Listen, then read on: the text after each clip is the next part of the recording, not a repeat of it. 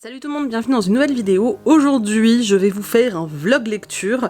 Ouais, ça fait vraiment très longtemps, mais aujourd'hui, j'avais très envie, en fait, de vlogger la lecture que je vais attaquer. Je sors d'une grosse lecture, je viens de terminer Le Prieuré de l'Oranger. Donc, gros pavasse de fantasy qui fait presque 1000 pages. Et en fait, depuis que je l'ai terminé hier soir, enfin hier fin d'après-midi, je suis un peu... une âme errante, je erre dans ma maison en regardant les livres que j'ai, je ne sais pas quoi lire, parce que j'ai envie de quelque chose de léger, j'ai envie d'un truc hyper addictif, parce que j'ai envie de dégommer un truc, en fait, j'ai ce besoin, là, le fait d'avoir traîné pendant, enfin traîner, c'est un bien grand mot, hein, mais le fait d'être resté sur cette lecture pendant 4-5 jours, et ben du coup j'ai envie d'un truc qui se lit vite, qui est sans prise de tête, mais qui reste intéressant et addictif. Voilà. Et j'ai décidé de me tourner vers un roman, ça va sûrement vous étonner, voilà, je vous préviens. Oui, c'est un Hugo New Romance. Vous avez jamais vu ça sur ma chaîne? Si, j'en lisais il y a longtemps, j'ai vite arrêté, puisque les auteurs, enfin les autrices que je lisais, en tout cas maintenant je les lis en anglais, sauf que là, celui-là me faisait très envie, et bah c'est une autrice française, donc en fait si je veux le lire, j'ai pas vraiment le choix. Donc il s'agit du Marchand de sable de Alexia Gaïa. J'ai le tome 1 et le tome 2, donc peut-être même que si j'aime, je vais les enchaîner parce qu'ils sont très courts. Ce qui m'intéresse dans cette histoire, c'est le fait qu'on parle de marchand de sable et qu'on parle de mythologie nordique. Donc c'est aussi une romance, mais on parle de mythologie nordique. Voilà, donc c'est ce qui me tente vraiment. Et puis bah on va voir hein, comment ça se passe. J'ai entendu que des choses très positives sur l'autrice, donc bah j'attends de voir. J'espère juste que ça va pas être bourré de clichés comme j'aime pas, et que ça va pas être bourré de scènes de sexe, parce que j'ai rien contre les scènes de sexe hein, de façon générale, c'est juste que je trouve que souvent il y en a beaucoup trop et j'ai l'impression que c'est... voilà quoi, enfin bref, que ça sert pas forcément l'histoire. Donc voilà, donc j'attaque ça, je ne sais pas sur combien de temps je vais vous faire le vlog, ça va dépendre si je lis que celui-ci ou si je lis aussi le tome 2 qui est rangé quelque part par là. Voilà, donc bah, je vais vous emmener avec moi tout au long de cette grande aventure qui est ma lecture d'un Hugo New Roman. Je me suis choisi un super marque-page.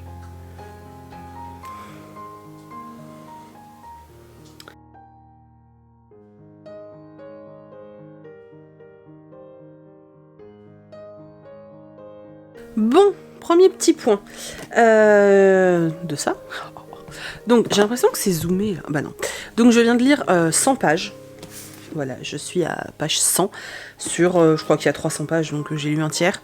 Alors ça se lit extrêmement vite, j'avais oublié à quel point les Hugo romans ça se lit à une vitesse hallucinante, mais vraiment, c'est-à-dire que là je me suis posé 40-45 minutes quoi, et j'ai lu 100 pages. Bah c'est pas désagréable à lire, voilà, honnêtement c'est pas désagréable à lire. Maintenant, alors je suis un peu intriguée parce que en fait ça ressemble plus à un espèce de roman young adulte qu'on pourrait trouver chez Pocket Jeunesse d'ailleurs. En gros, on suit une jeune fille qui s'appelle Nolan Note, qui veut dire nuit, bref. Et en fait, Nola fait des cauchemars. À chaque fois qu'elle dort, en fait, elle rêve qu'elle est dans un espèce de monde parallèle, qu'il y a plein de papillons un peu chelous, et qu'il y a un homme qui la pourchasse et qui lui veut pas du bien, en fait. Et ces rêves lui font tellement peur qu'en fait, elle fait tout pour pas dormir, donc elle est limite insomniaque. Enfin, insomniaque. Oui et non, parce qu'en fait, c'est elle qui s'empêche de dormir. Enfin, bref. Et du coup sa vie à côté, elle est étudiante en master, en deuxième année de master, sa vie à côté est assez compliquée puisque bah, forcément elle dort pas quoi. Elle est étudiante en fac d'histoire d'après ce que j'ai compris, et elle avait pris une option qui est mythologie nordique, et c'est une matière où elle se sent pas très à l'aise. Et en fait, bah là, on la suit dans le fait que bah, elle dorme pas, qu'elle va en cours, qu'elle galère en mythologie nordique, et que du coup sa prof va lui proposer des cours particuliers, et que elle va lui expliquer ce qu'est Asgard, Ilgard, le Bifrost, etc. Alors moi j'adore la mythologie nordique, donc ça par contre j'adore ce côté-là. Et lui dire qu'il existe une déesse qui est la déesse de la nuit, qui est la déesse Note, et ce qui est assez ironique puisque elle s'appelle Note mais qu'elle ne dort pas. Vous voyez le truc. Et surtout, elle va se retrouver dans un espèce de club bizarre avec des potes à elle qui porte un nom assez particulier, je vous laisserai découvrir, et qui en fait, le mot de passe pour entrer dans cette boîte est assez particulier et a un rapport avec la mythologie nordique, et en fait elle se rend compte qu'autour d'elle tout a un rapport avec cette histoire-là, et elle va commencer dans le monde réel à voir de loin l'homme qu'elle retrouve dans ses cauchemars en fait. Et cet homme, dans ses cauchemars, lui veut pas du bien. Hein. Réellement, il lui veut pas du bien. C'est voilà, pour l'instant, sur les 100 pages, c'est tout ce que j'ai lu. J'aime beaucoup le côté mythologie nordique, vraiment. J'espère qu'on va entrer, qu'on va pousser à mort là-dedans. Je me demande, étant donné qu'on parle quand même de la légende du marchand de sable. Alors je vais pas vous raconter la légende du marchand de sable, allez la voir sur le net, hein, vous la trouverez et tout. Mais voilà, par rapport à la légende du marchand de sable, forcément il y a un lien avec la nuit. Et du coup je me demande s'il n'y a pas une histoire de soit la déesse Note s'est réincarnée dans Nola, soit Nola c'est sa descendance. Je me dis qu'il y a forcément un lien, parce que pour que cet homme, qui à mon avis est le marchand de sable, la déteste, ou en tout cas lui en veuille profondément, et le fait qu'elle puisse entrer comme ça dans un autre monde, c'est assez chelou. Hein, voilà, je pense qu'il y a un truc comme ça. Voilà, c'est pas désagréable, maintenant ça, voilà, ça se lit bien. Ouais, ça se lit bien, voilà. Donc d'ailleurs, je me demande, pour le moment, à 100 pages, je me demande en quoi c'est du new adulte. Mais en tout cas, si ça reste comme ça, ça ira, ça pourra être sympa. Et effectivement, ça se lit vraiment super vite. En fait, je pense que après ma dernière lecture, donc après le prieuré de l'Oranger, ça, c'est hallucinant à quel point je tourne les pages, quoi. Enfin voilà, donc je vous reprendrai tout à l'heure quand j'aurai avancé un petit peu, puisque là je vais aller faire autre chose. Et puis je vous reprends du coup plus tard pour vous donner l'avancée du livre. Voilà, bon allez, à tout à l'heure. Bon, dernier petit point. J'ai avancé un petit peu, pas autant que je voulais, mais j'ai avancé un peu. Je suis page 163. Ma foi, on a enfin la deuxième voix. Parce qu'en fait, je comprenais pas, à chaque fois au début du chapitre, ils mettaient le nom de la meuf, là, Nola. Et en général, quand ils font ça, c'est parce que il y a une alternance de point de vue, et on l'avait pas jusqu'à présent. Et ça y est, depuis quelques chapitres, on a une alternance de point de vue, donc entre Nola et Man, je crois que c'est comme ça. Oui, un truc comme ça, le marchand de sable en fait, tout simplement. Donc voilà, elle vient juste d'apprendre des choses, là, il n'y a pas très très longtemps. Et voilà, alors comme je vous disais tout à l'heure, pour le moment j'ai vraiment le sentiment qu'en fait on est, ça ressemble vachement finalement à un roman young adulte, vous savez, un peu les styles de romans young adulte, genre Covenant, genre Lux, ces choses-là, mais ou même Twilight d'ailleurs, hein. Sauf que là, le truc un peu exceptionnel, c'est qu'on est avec des dieux et une mythologie des dieux nordistes. Voilà, j'ai un peu de mal, hein. Je suis un peu fatiguée. Donc c'est sympa. Alors après, quand je vous compare je vous le compare à Covenant, etc.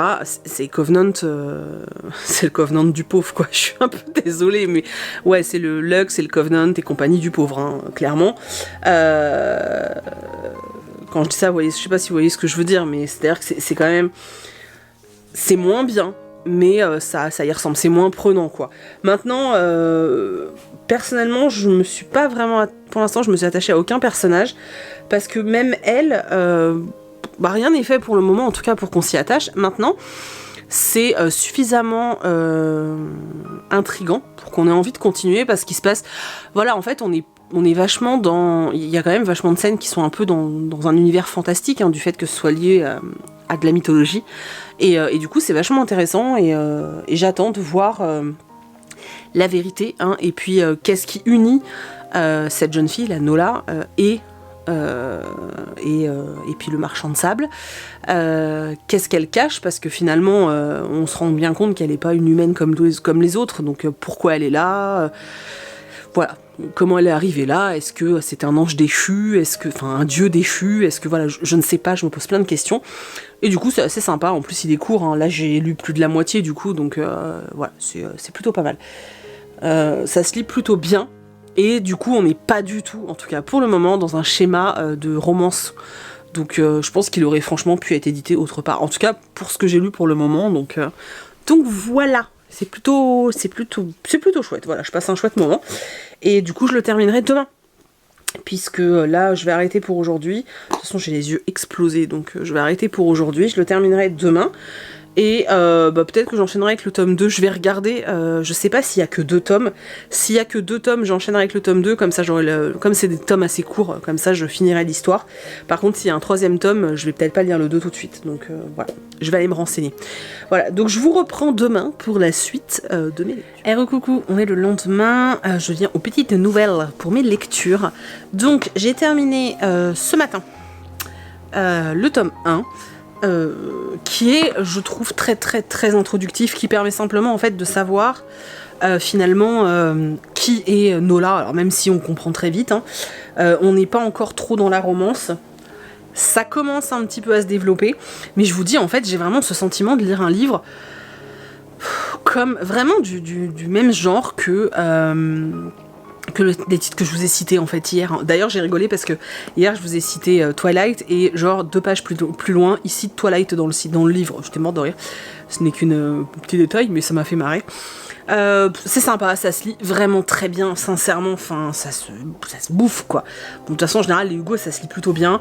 J'ai un peu levé les yeux au ciel, mais parce que voilà, parce que voilà, de toute façon même quand je lis Covenant ou Lux, je lève les yeux au ciel, hein, voilà. Mais j'aime bien, c'est sympa. Franchement, sincèrement, je suis très étonnée, je pensais que je m'ennuierais bien plus que ça et que ça allait bien plus m'agacer. On parle quand même beaucoup de la mythologie, et c'est ce qui m'intéresse en fait, hein. On parle d'Odin, on parle d'autres dieux dont je connaissais pas d'ailleurs, donc je trouve ça hyper intéressant, ça me donne envie de faire plein de recherches, donc c'est super cool. Voilà, du coup... J'ai commencé le tome 2, c'est pour ça que je vous ai gardé, voilà, j'ai pas lu grand chose, hein, j'ai lu 40 pages, ouais, 47 pages exactement. Alors le tome 2, tu peux les enchaîner, en fait, t'as l'impression que c'est juste un livre qui a été coupé en deux, hein. Même si au début, là, ils te mettent un prologue. En fait, dans le 1, t'apprends à savoir qui est Nola, et dans le 2, tu vas apprendre à savoir, en gros, tu découvres pourquoi elle est comme ça. En fait, c'est un peu ça. Le d'abord, qui est-elle, et ensuite le pourquoi. Qu'est-ce qui s'est passé.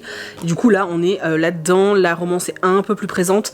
Il y a un truc que j'aime pas dans la romance et qui est en train de se mettre en place, c'est quand les personnages se connaissent depuis 3 secondes et qu'ils peuvent plus se séparer. Ça m'exaspère parce que pour moi, c'est tellement...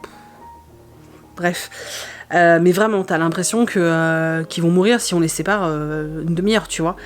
Et cette dépendance à l'autre, moi je supporte pas ça, et du coup c'est vrai que ça me perturbe un peu.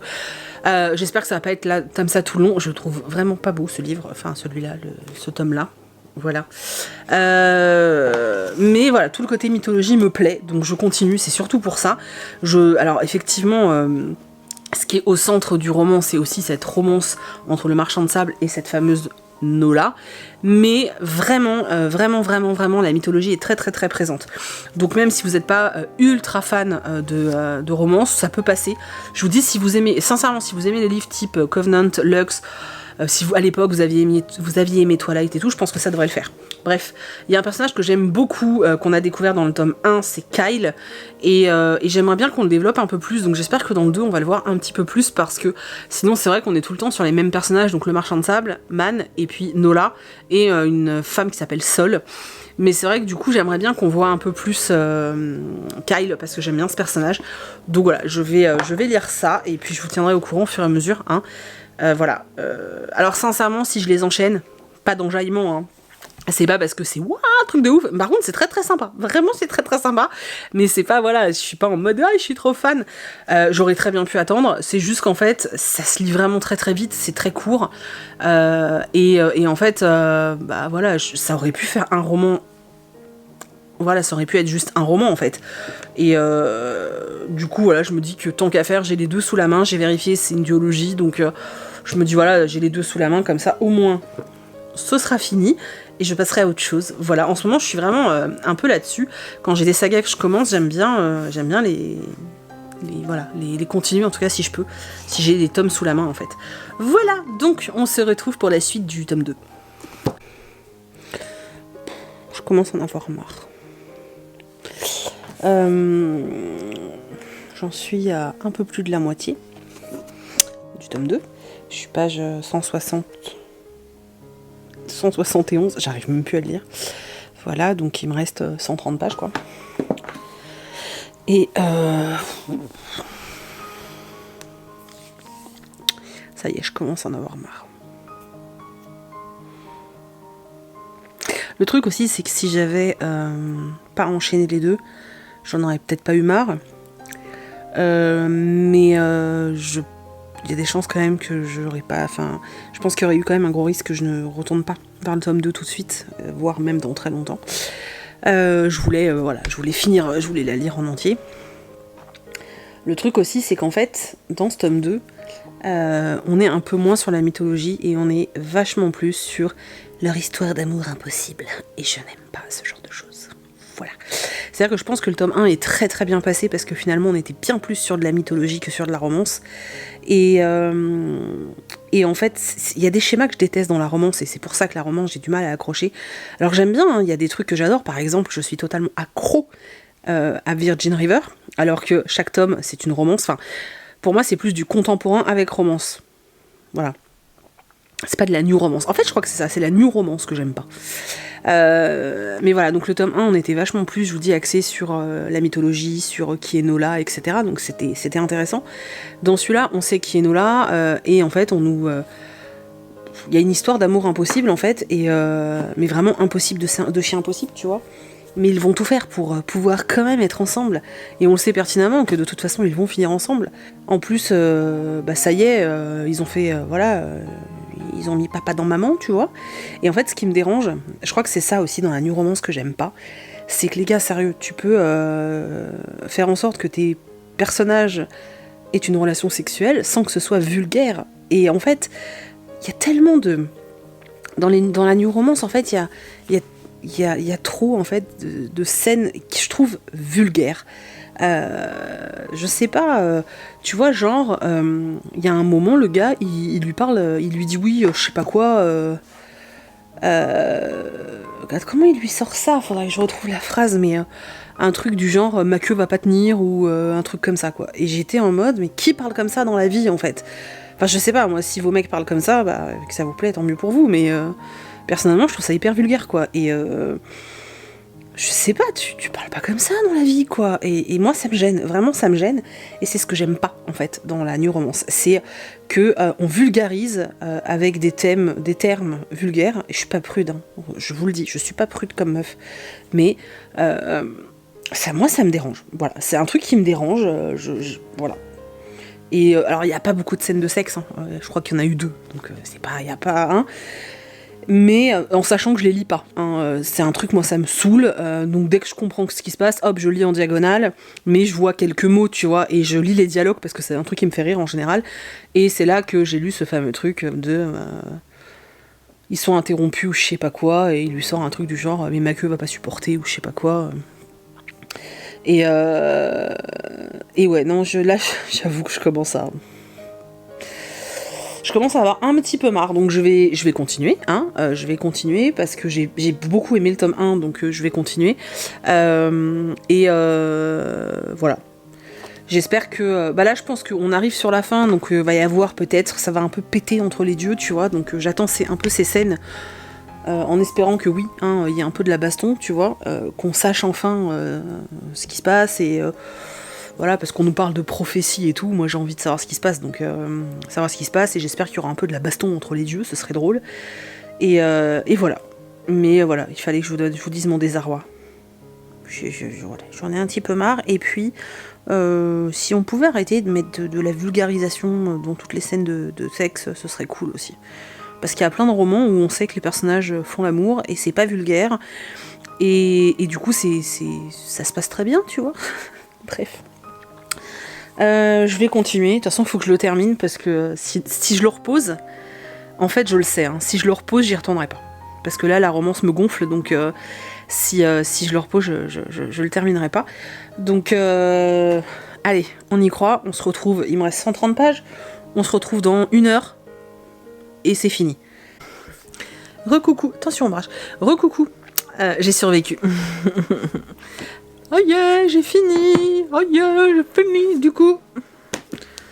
Hop. Attendez, j'arrive pas à les attraper. Hein. Voilà, j'ai lu la saga en entier. Voilà. Ah, ça va tout tomber. Voilà, je les ai lus tous les deux. C'est un petit challenge perso aussi, hein. Pas de lire de la new romance, mais de lire... de finir de lire la saga d'une traite, quoi. Enfin, d'une traite. Bon, vous voyez ce que je veux dire. Alors, au bilan, j'ai beaucoup aimé le tome 1, comme je vous l'ai dit. J'ai trouvé l'univers vraiment cool, c'était chouette. On n'était pas dans la romance, il n'y avait pas de trucs un peu vulgos et tout, donc c'était vraiment cool, j'ai bien aimé. Alors, il y a toujours ce côté un peu naïf et niais qu'on peut trouver dans ce genre de livre, mais en fait, c'est le contrat, quoi. Je veux dire, tu le sais au départ, et du coup, bah, tu fais avec, donc ça gêne pas dans la lecture. Par contre, le tome 2, j'avoue que... Alors, autant j'ai bien aimé le côté un peu mythologique, t'es limite un peu dans Percy Jackson, tu sais, genre ils vont devoir combattre des dieux supérieurs pour pouvoir, finalement, atteindre ce qu'ils ont envie d'atteindre, mais bon, c'est la guerre des dieux, quoi, tu vois. C'est vraiment... je vous spoil rien, hein, c'est vraiment comme dans... c'est comme dans tous les livres avec de la mythologie, hein, c'est quasiment tout le temps le même schéma. Hein.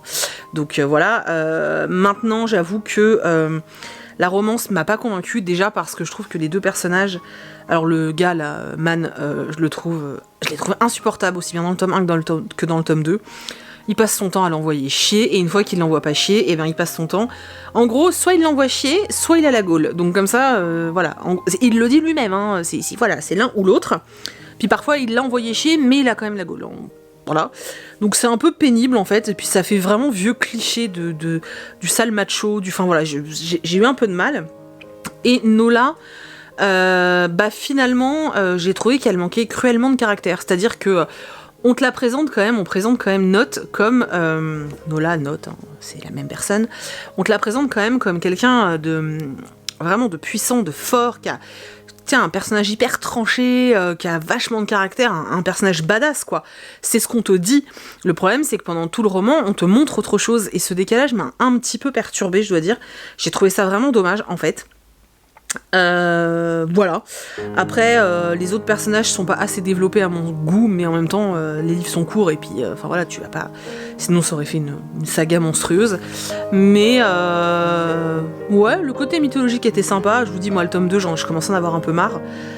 Mais ça se lit vraiment bien, et je suis vraiment très surprise d'avoir passé finalement un si bon moment avec du new adulte, parce que vraiment, je vous ai dit... En fait, je me rends compte que c'est pas la romance en soi qui me gêne, parce que je lis plein de livres contemporains où il y a de la romance et ça me gêne pas du tout. Je pense notamment, je vous dis, à Virgin River, où je suis en train de défoncer... En fait, j'ai les 3 intégrales et je suis en train de les défoncer, donc voilà. Donc ça me dérange pas, en fait. Vraiment, l'histoire de la romance me dérange pas. Mais je crois que c'est le new adulte qui passe pas, en fait. Je crois vraiment que je sature. Je voulais essayer de relire les Market Men, et en fait je me dis que si je les relis, je risque de détester. Et ça m'embête parce que c'est une saga que j'aime bien. Voilà. Donc je vais peut-être m'abstenir. Alors après, s'il y a d'autres new adultes qui me tentent en français, enfin par des auteurs français, parce que sinon je les prendrais en anglais, mais par des auteurs français, peut-être que je réessayerai. Voilà. Du coup, ça me ferme pas à ce genre d'ouvrage, et c'est plutôt cool. Maintenant, sincèrement, ceux-là sont passés parce qu'il y a beaucoup de magie, fantastique. Je suis désolée, je suis fatiguée. Il y a une grosse part de fantastique dans ces romans, étant donné qu'on est avec de la mythologie nordique, donc forcément, il y a beaucoup de fantastique, et c'est ça qui m'a plu. Clairement, voilà, parce que je vous dis, moi, les passages de romance me gonflaient royalement, donc voilà. Mais ça reste une lecture sympa, et je suis très contente de l'avoir faite, et je suis contente de les avoir lus comme ça sur 2 jours. Je les ai lus sur 2 jours ou 2 jours et demi. 2 jours, bien, j'ai bien lu. En même temps, ça se lit vraiment vite, quoi. Et c'est vraiment le truc, par contre, moi qui ai déjà un débit de lecture, je sais pas si débit de parole on le dit, mais débit de lecture, je ne sais pas si ça existe. En tout cas, moi qui lis déjà de façon assez rapide, c'est vrai que du Hugo comme ça, c'est hallucinant. En plus, il y a des passages où il y avait énormément de dialogue. Du coup, alors ça se bouffe littéralement, quoi. Donc voilà, donc au bilan, j'ai passé un plutôt bon moment, même s'il y a eu un moment où dans le tome 2 j'en avais un peu marre. Voilà. J'ai vu sur les critiques qu'apparemment ce roman, cette saga, Gaïa Alexia l'a écrit avant ces autres romans qui sont sortis. Finalement ça a été publié après, et je crois que c'est sorti sur Wattpad au départ. c'était ses premiers romans, et j'ai lu dans les critiques, c'est ce qui est assez rigolo en fait, que beaucoup de gens trouvaient que c'était ses romans, enfin son histoire la plus aboutie. Donc c'est rigolo de se dire que finalement c'est sa première histoire qui est peut-être, d'après les critiques que j'ai lues en tout cas, et voilà, que ce serait sa première histoire qui serait finalement la plus aboutie. Je trouve ça assez rigolo.